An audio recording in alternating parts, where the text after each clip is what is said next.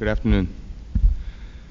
We're very happy to have with us here Joseph Heller, author of Catch 22. What we're going to have is an informal question and answer period, really, but first, for some short remarks, would you please welcome Joseph Heller? You made it live.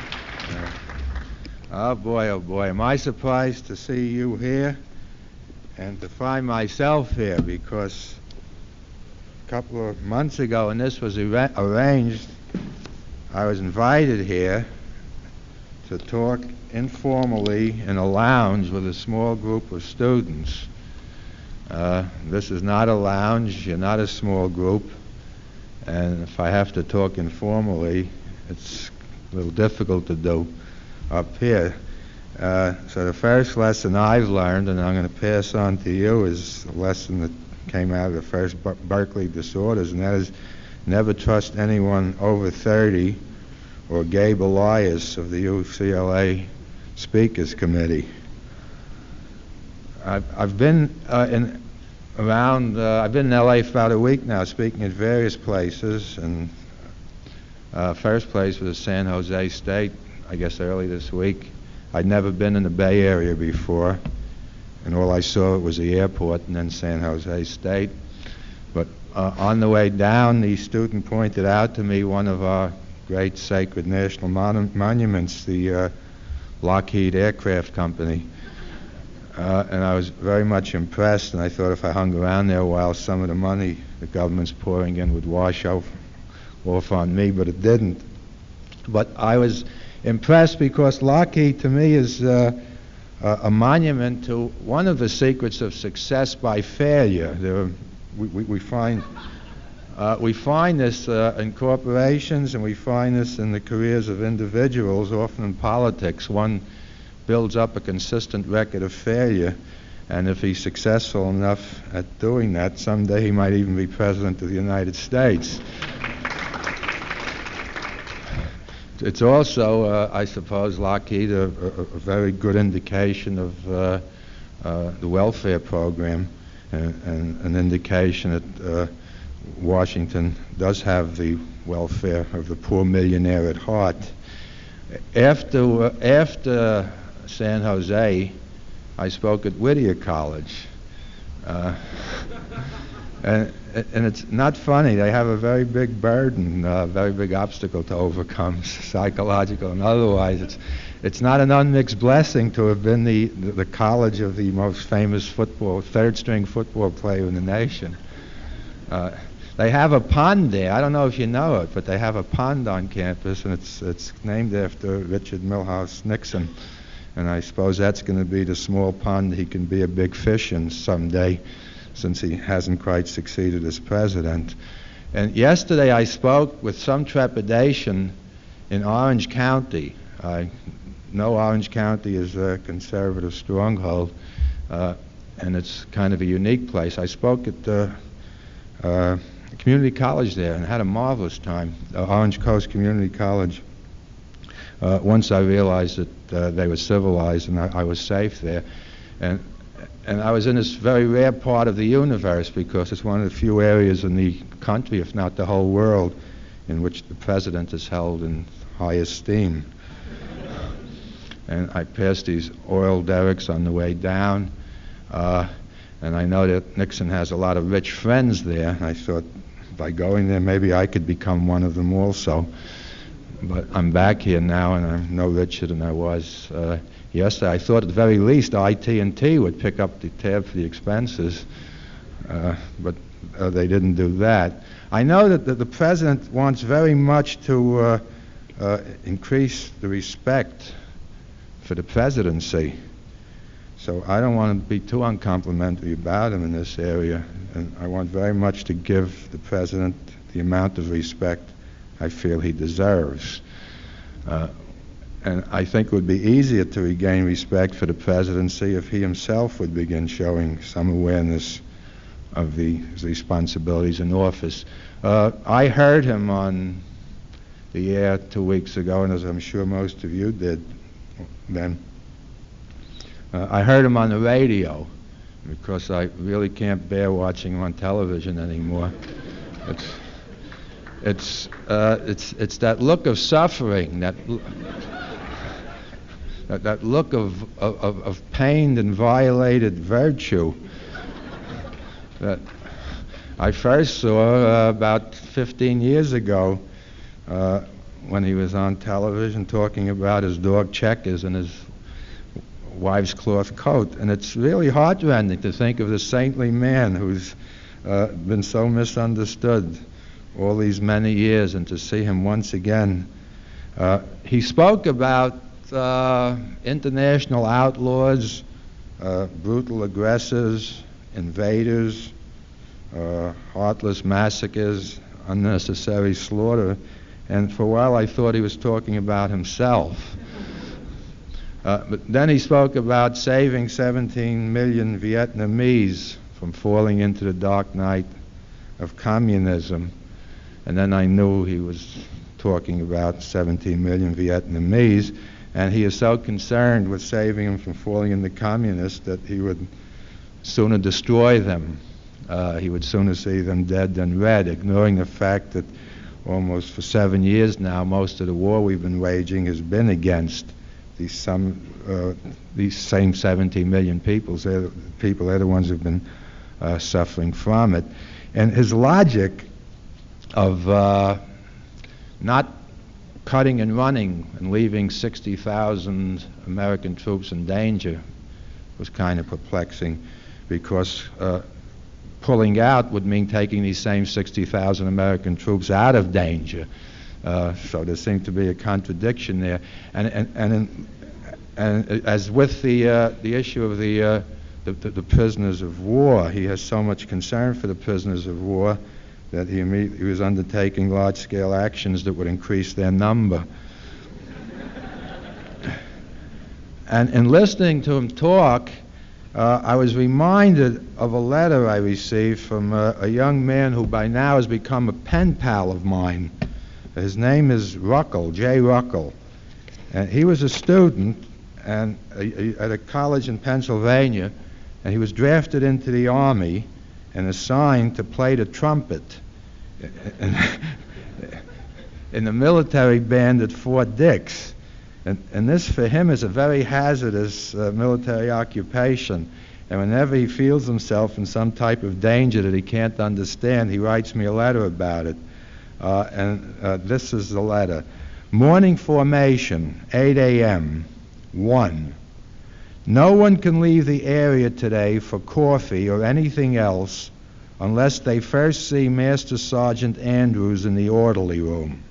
2. The orderly room is off limits for everyone today.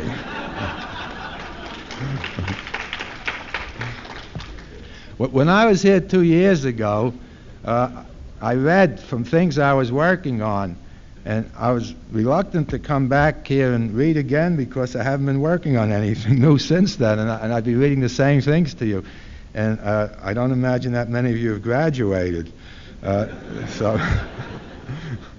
I think there are one or two things I didn't read which may have some relevance to what's going on in the world and what's going on here, has been going on here. You have been in the newspapers lately, even in the Los Angeles newspapers. 2 years ago, we were at war in a country called Vietnam for some purpose nobody could understand. But luckily, we had a new president who had a plan for ending the war and getting us out. 2 years have passed, and we're at war in Vietnam, and we still have a president who has a plan for getting us out. I wish he executes it. There's a character in Catch-22 that I think would stand very well with our Quaker president, because he's a character who combines both a reverence for God with an insatiable greed. In fact, he finds them almost synonymous. And being such a virtuous man and such an industrious man, he has evolved through his own initiative a method for getting along well materially in a country at a time when other people are finding it difficult. The character is not Major Major, but Major Major's father. Major Major's father was a sober, God-fearing man whose idea of a good joke was to lie. He was a long-limbed farmer, a freedom-loving, law-abiding, rugged individualist who held that federal aid to anyone but farmers was creeping socialism. He had a Calvinist faith in predestination and could perceive clearly how everyone's misfortunes but his own were expressions of God's will. His specialty was alfalfa, and he made a good thing out of not growing any. The government paid him very well for every bushel of alfalfa he did not grow. The more alfalfa he did not grow, the more money the government gave him, and he spent every penny he did not earn on new land to increase the amount of alfalfa he did not produce. Major's father worked without rest at not growing alfalfa. On long winter evenings, he remained indoors and did not mend harness. And he sprang out of bed at the crack of noon every day just to make certain that the chores would not be done. He invested in land wisely and soon was not growing more alfalfa than any other man in the county. Neighbors sought him out for advice on all subjects, for he had made much money and was therefore deemed wise. As ye sow, so shall ye reap, he counseled. And everyone said, Amen. Major's father bears some resemblance in principle to another character in Catch-22, which I'd all but forgotten about. And he comes to mind in connection with my remarks about Lockheed and success by failure. His name is Colonel Cargill. And Colonel Cargill, before the war, made a specialty. He was a consultant, and his specialty was in taking very profitable enterprises and running them into the ground in order to take advantage of certain tax benefits. This was an extremely hard job because every time he thought he succeeded, the government would come along and give him a tract of land or an oil field or a tax benefit that would restore the company to financial health, and then he had to begin all over again. That was his job before the war. During the war, his job in the Army was to get the servicemen out, to provide large audiences for the USO entertainers that came around to entertain him in order to keep the morale of the entertainers up high.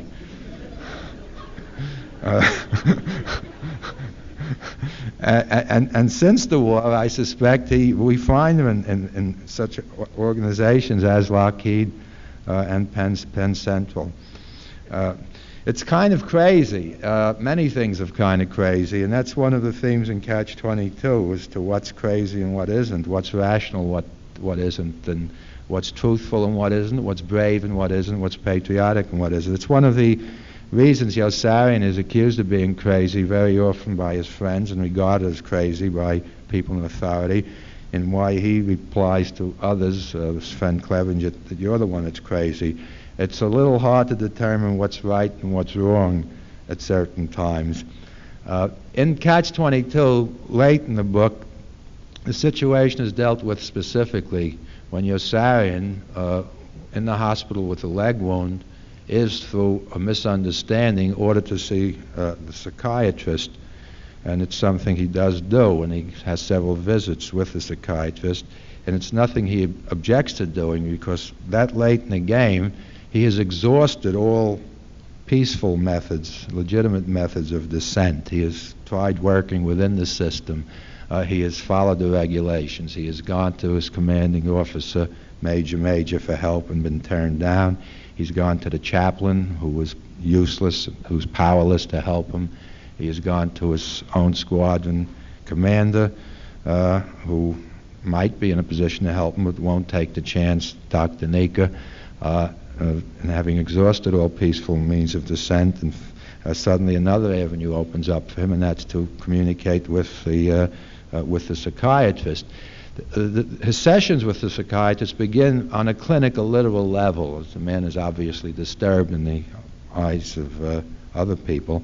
And as the chapter is developed, it moves from the clinical level to a discussion or an evaluation of certain social attitudes and political attitudes that are expressed.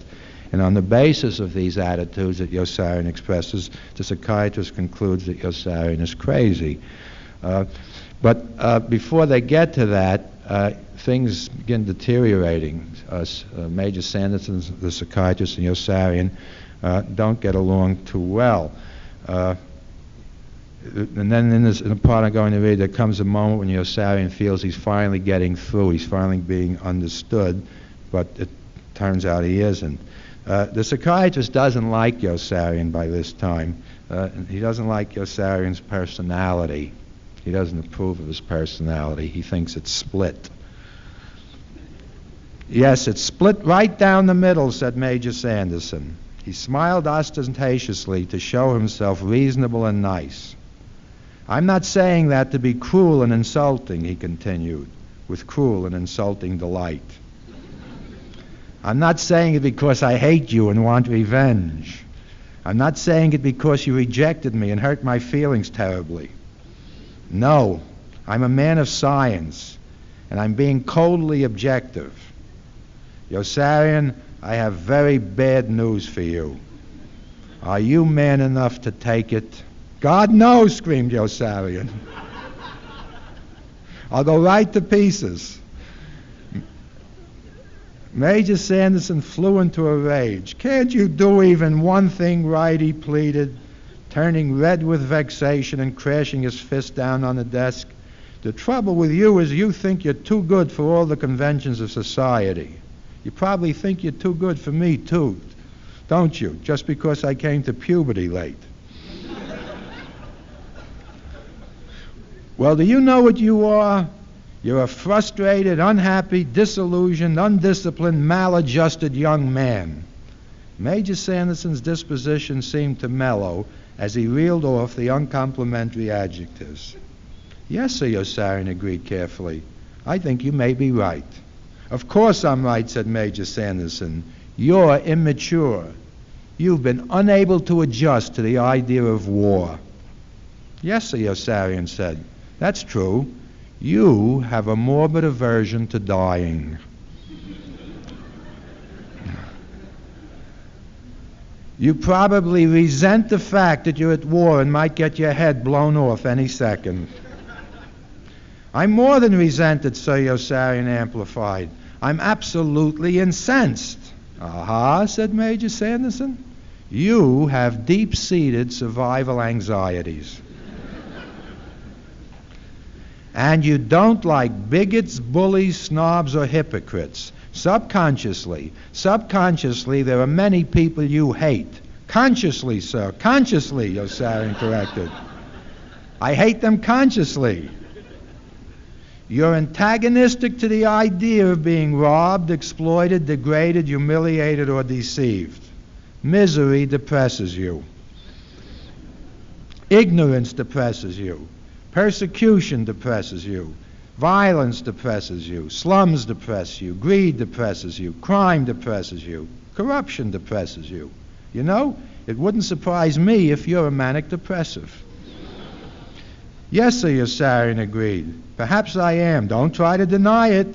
I'm not denying it, sir, said Yossarian, pleased with the miraculous rapport that finally existed between them. I agree with everything you've said.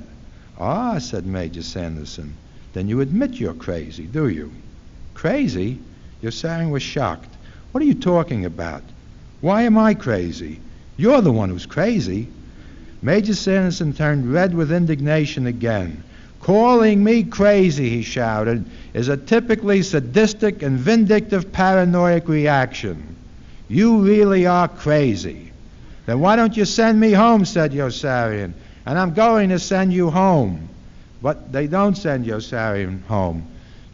There's an error in the records, and because of a clerical error, They send another man named Forcieri home, and Yossarian, still limping with his leg wound, is ordered back to his squadron and back on combat duty. And now he really is enraged. If he's crazy, and he's willing to admit that he might be the one that's crazy, and everyone else around him might be sane, if he's crazy, then he's got certain benefits coming to him, and he wants them. Otherwise, what's the good in being crazy? So back in his squadron, he goes running in indignation in search of his flight surgeon, Dr. Nika. "Listen to me," he said to Dr. Nika, seizing him by the shirt front. "Do you know what they told me at the hospital? I'm crazy. Did you know that?" "So," said Dr. Nika. "Really crazy," said Yossarian. "So," said Dr. Nika. "I'm nuts," Yossarian tried to explain. "Cuckoo. Don't you understand? I'm off my rocker. They've got a licensed psychiatrist up at the hospital who examined me, and that was his verdict. I am insane." "So," said Dr. Nika. "So?" Yossarian was puzzled by Dr. Nika's inability to comprehend. "Don't you see what that means? Now you can take me off combat duty and send me home. They're not going to send a crazy man out to be killed, are they?" And Dr. Nika replied, "Who else will go?"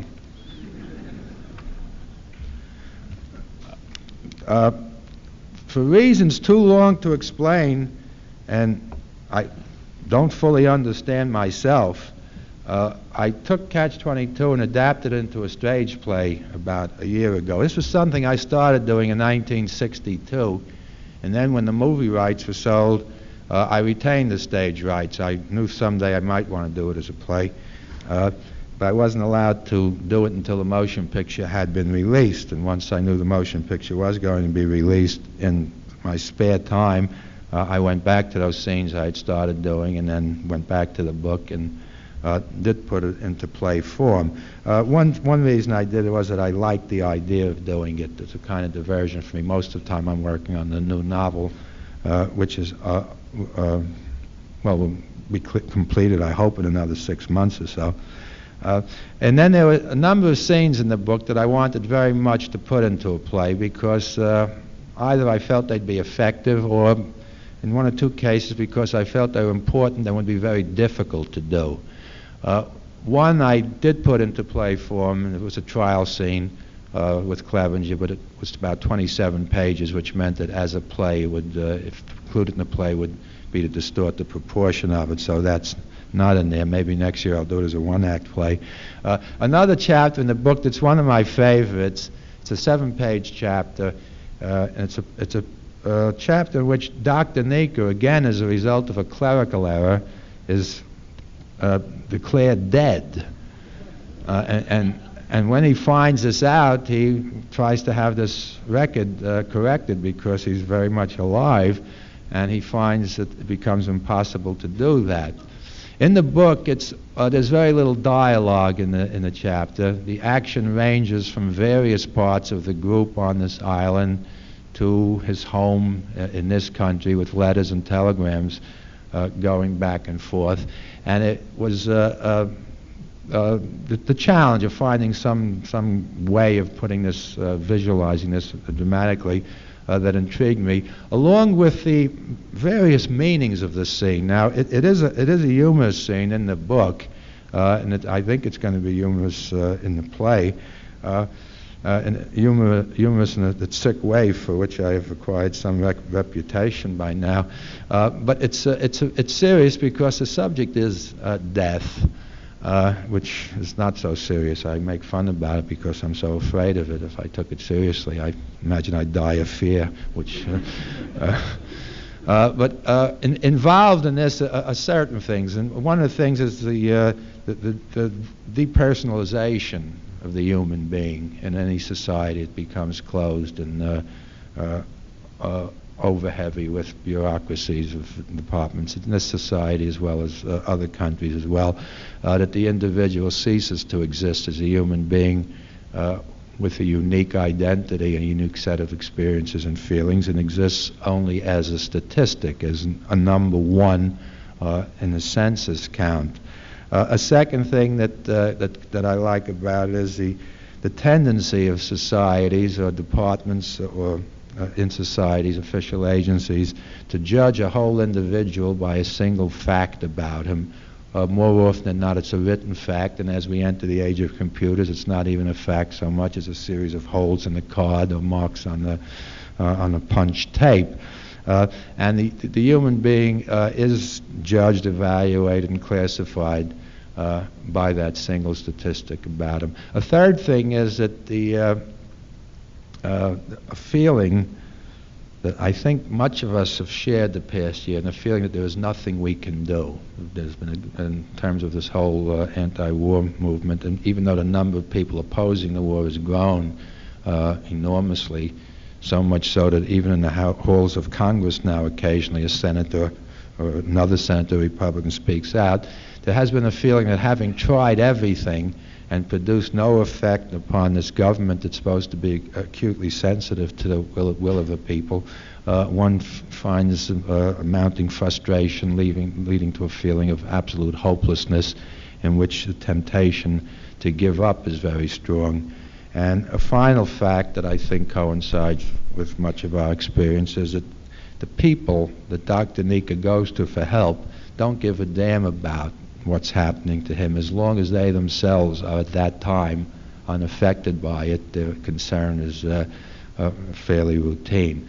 Now, these are all contained in this scene. It's about 5 minutes. In order for you to understand it, I have to tell you two things.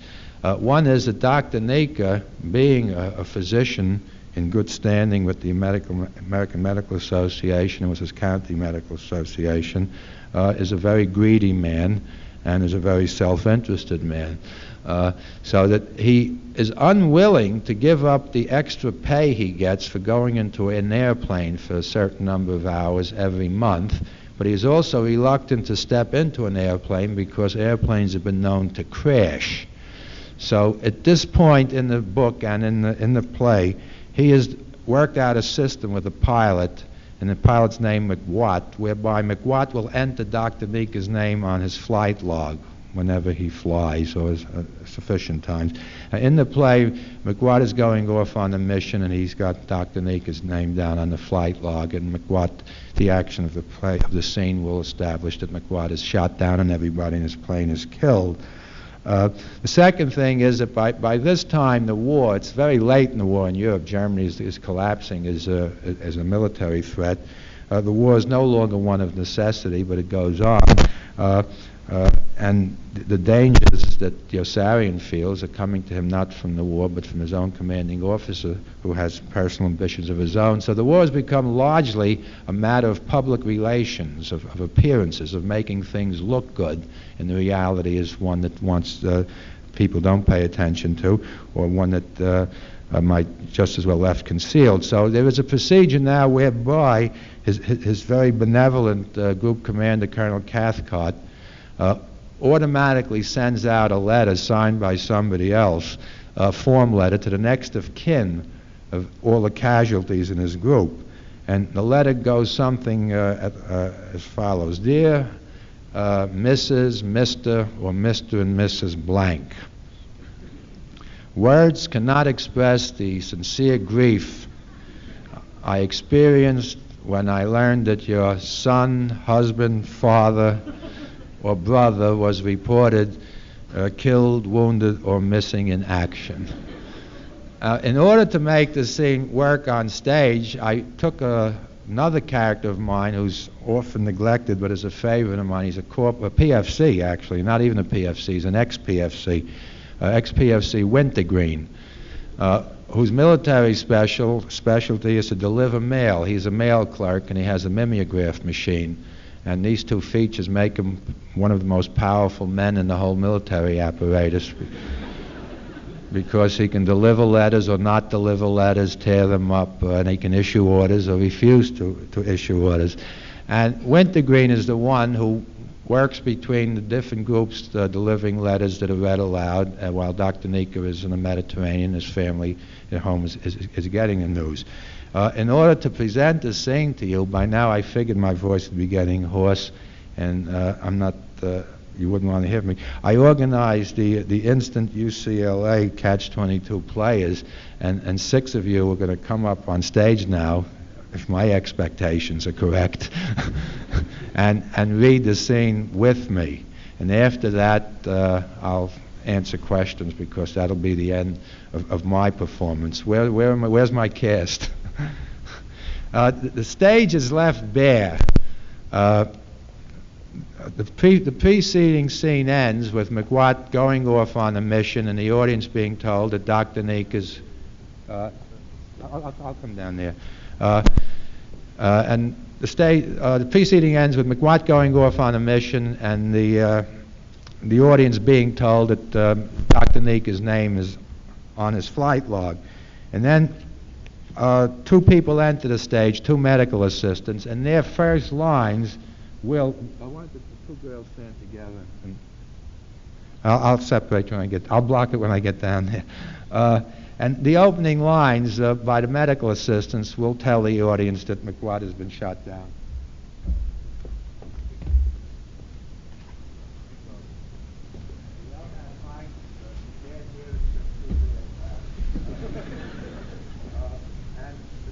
Come on stage, just and West, they are medical assistants.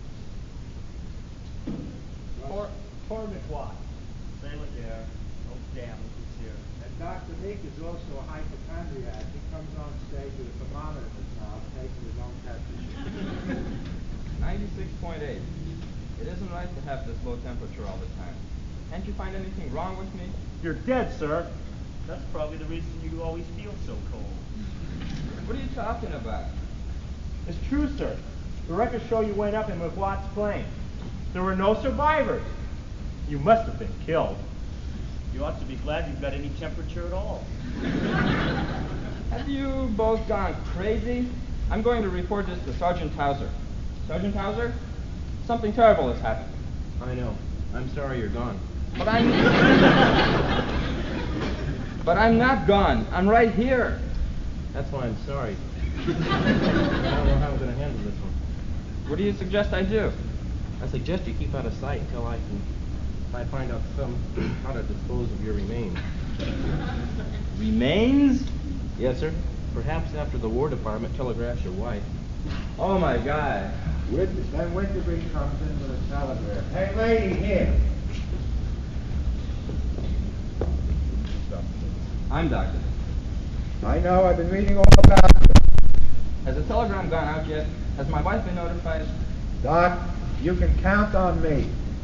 Your survivors are going to get everything that's coming to them. What survivors? I'm right here. Ah! Mother! Mom! Oh! He's dead! He's dead! I never really liked him anyway. What am I going to do? Here's this GI insurance policy for $10,000. Not enough. Please, mail this out. Mom, it's a mistake. He's alive. Isn't that wonderful? We'll have to give back the $10,000. I don't care. I was so happy to hear you're alive. He wants me to send a telegram to the War Department. It was all an error. He's alive and well and happy. Killed in action. We regret to inform you there has been no error. Your husband is dead. Dead as a doornail. Stop. You are undoubtedly the victim of some sadistic forgery. We suggest you move. Stop. The President is sorry. I'm expecting an important letter from my wife. You're dead, Doc. I've got to do something. What am I going to do? Keep the $10,000? Yeah, these might help. It's from the Veterans Administration. You're entitled to pension benefits for the rest of your natural life. Isn't that wonderful? And to a burial allowance of $250. Here's one from the Social Security Administration. Seems that under the provisions of the Old Age and Survivors Insurance Act of 1935, I'll receive monthly support for myself and the children until they reach 18, and a burial allowance of $250. Wow, look at these! 3 life insurance policies for $50,000 each.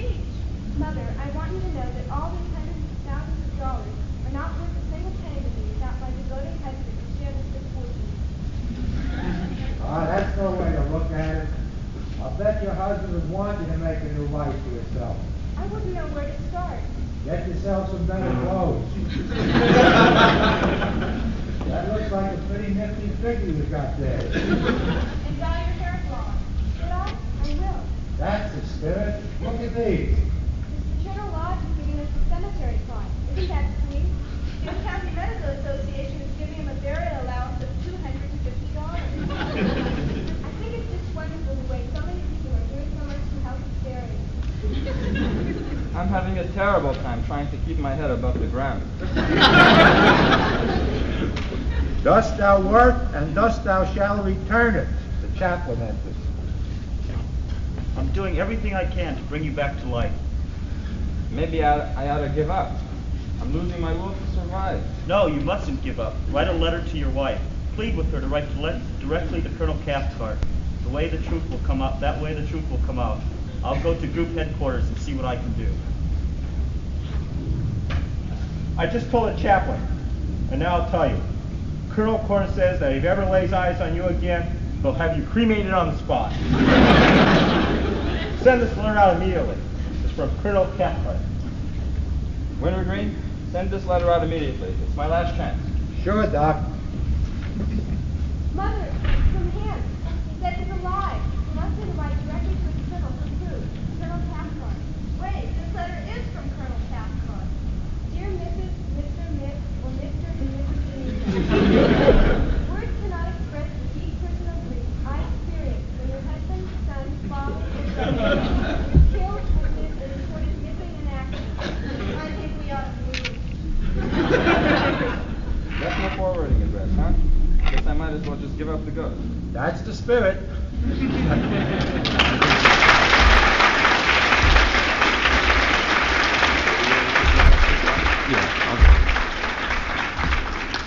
Well, that's the spirit of the play. That's the spirit of the instant UCLA Catch-22 players. That's the end of whatever I can give you in the way of a formal address.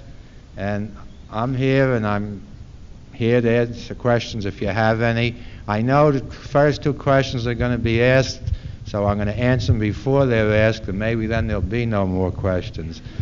I liked the movie. I had nothing to do with it. I don't have any more questions. Right.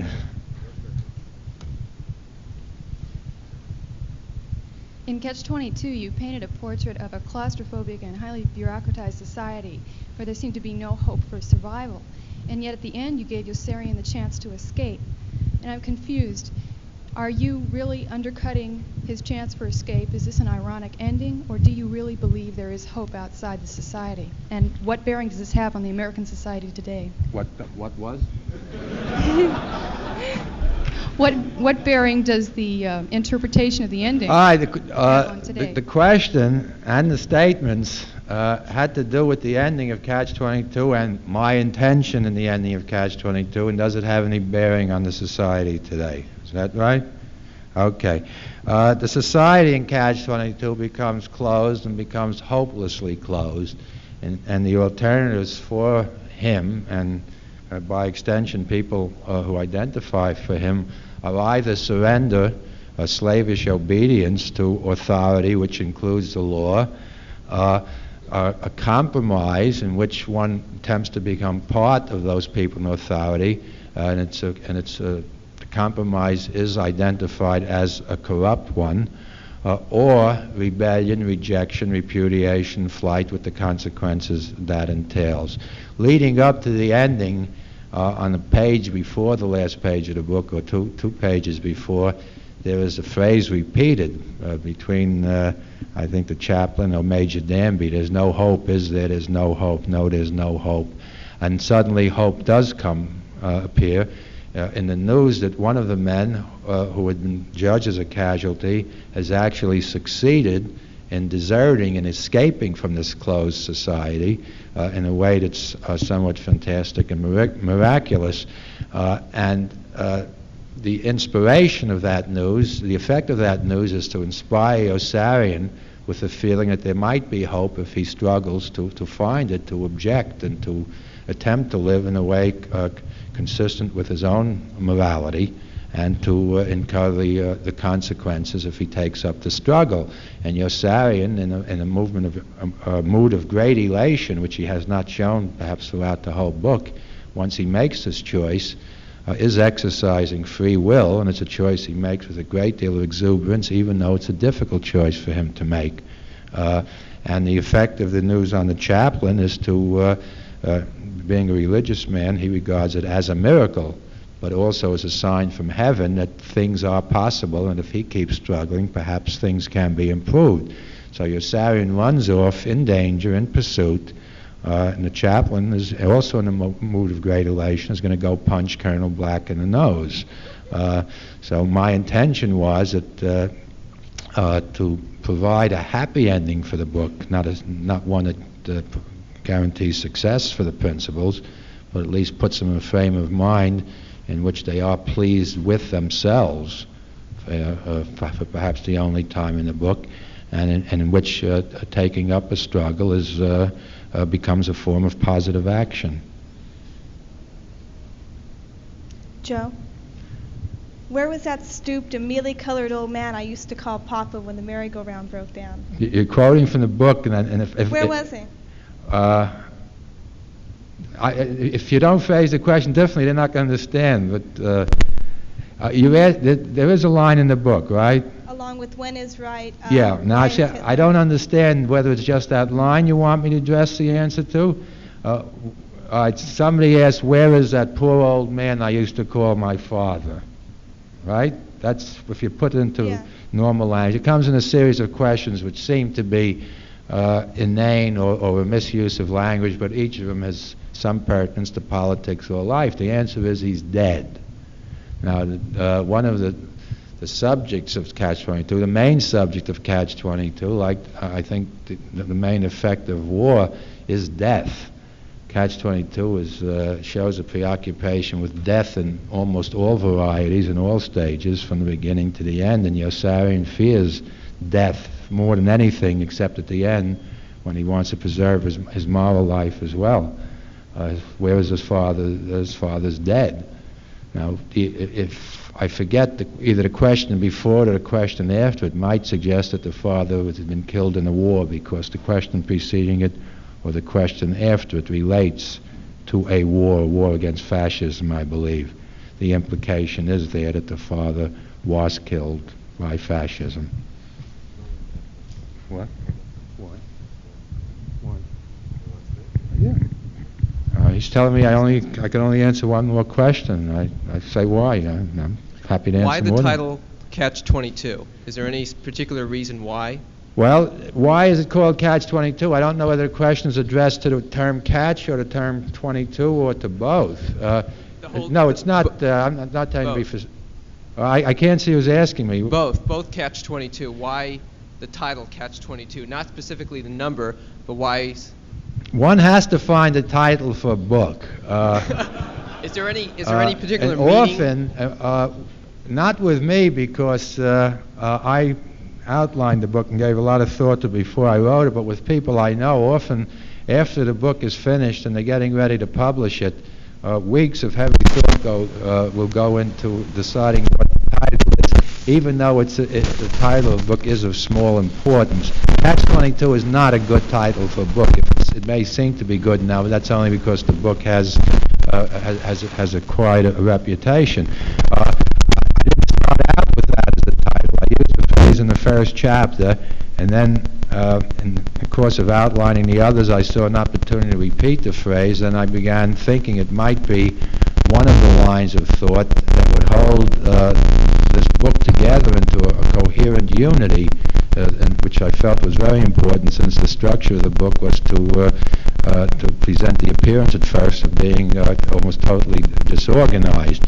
And the concept of a Catch-22, there is no such thing as official law as Catch-22. It's made to correspond, however, to some type of military regulation or some type of statute which can be invoked by anybody and supersedes all existing regulations, particularly those intended to safeguard the rights and freedom of individuals. Now, that is pretty much what the book is concerned with. I am an American. I'm writing about this country. There is an American idiom. Maybe it's gone out of fashion, or maybe it doesn't come this far west. But the phrase is there's a catch, or there's only one catch, or there's always a catch to everything. And then catch-22, it's invoked in its last application. I think last spring there was a demonstration of that in Washington when the Washington, D.C. police arrested some 3,000 or 4,000 people, knowing as they were doing so that what they were doing was illegal, and then they were never even booked on charges, but the idea was to break up the demonstration schedules for the next day. Now, this meant that the police, acting under instructions from the Justice Department, John Mitchell, and this other one we might be blessed with, but only for a few months. Nixon's not going to win the election. He never had a chance, I guarantee it. I mean, here were people invoking a right. They were using catch-22. There was no way anybody had to stop them from doing what they were doing. Consequently, they had the right to do it. 22 became, and this is the kind of thing you should really get in your course in literature, 22 became a good number for it because it reflects the structure of the novel and much of the content and some of the philosophy. In the structure, episodes are returned to 2 or more times. I deal with almost everything at least twice. It's the nature of the novel to just keep going back to things. Things do happen twice. There's a soldier who saw everything twice. There's planes that fly over the bridge at Ferrara twice. There's a phenomenon of deja vu that the chaplain experiences. So the number 2 repeated would seem to be justified. I can say a lot about it, but I don't know, again, it's not about war, and it's not like Catch-22, and it's not particularly funny, and I would not have written this book if I didn't have a reputation from Catch-22. It's about a man in his mid-40s who has a fairly good job at a corporation as an executive, and is married and has 2 children and has a couple of girlfriends and doesn't like any of it and wonders how he got where he is and wonders where he's going to go or what to do with the rest of his life. And it's a very melancholy, moody book, a first-person book. The title is called Something Happened. The title is somewhat ironic because almost nothing has happened in his life that's important to him, and almost nothing happens in the novel, which may make it a very boring novel.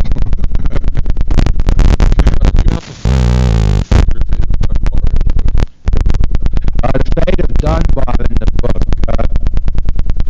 I can amplify it at great length, but I'm not sure that beyond the first 2 explanations that the rest of people would be interested. Dunbar in the book is a counterpart of Yossarian. He's in the first chapter. He thinks the way Yossarian does. He feels the way Yossarian does. He is always a step closer toward insanity than Yossarian is. He's more intense than Yossarian. He's a little bit closer to death or destruction. And what happens to Dunbar is that he finally does break down. In the scene in the hospital, he goes berserk in a way that represents a threat to the people in control of the hospital. He is calling attention to something. He detects or thinks he has detected some type of morbid fraud or morbid process in operation, and he is calling attention to it. And the term that is used is he has disappeared. He is just taken out of existence, and he is never heard from or seen from again.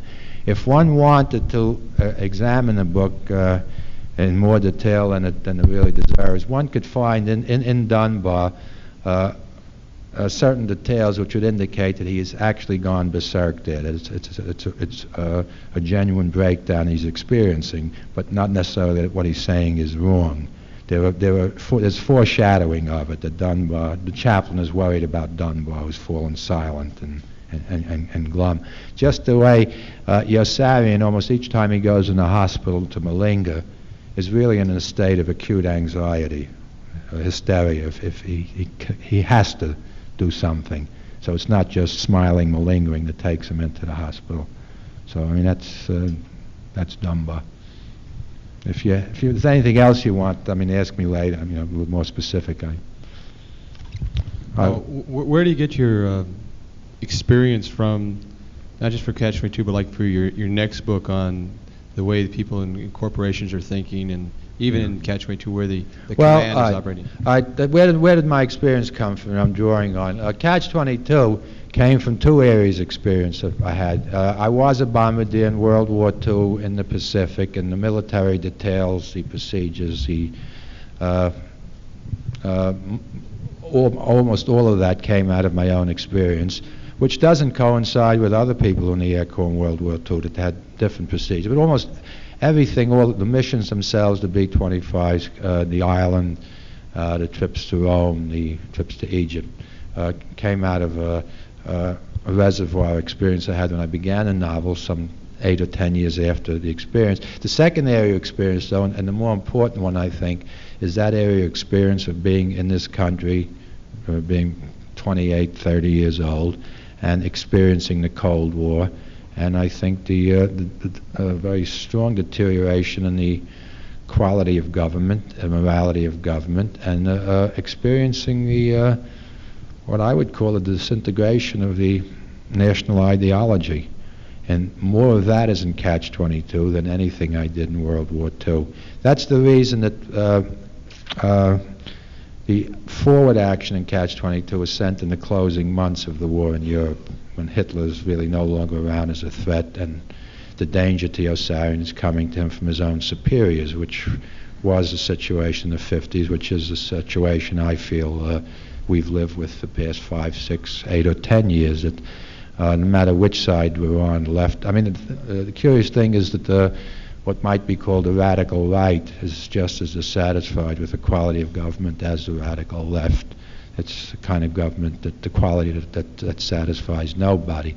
You want to know where the experience for the new book comes from? While writing Catch-22, I held a long series of jobs, about 6 or 7 different jobs, working in an office, working my way up as doing mostly advertising copywriting, and my knowledge of that type of existence will come from that experience, although it's not about any job I held.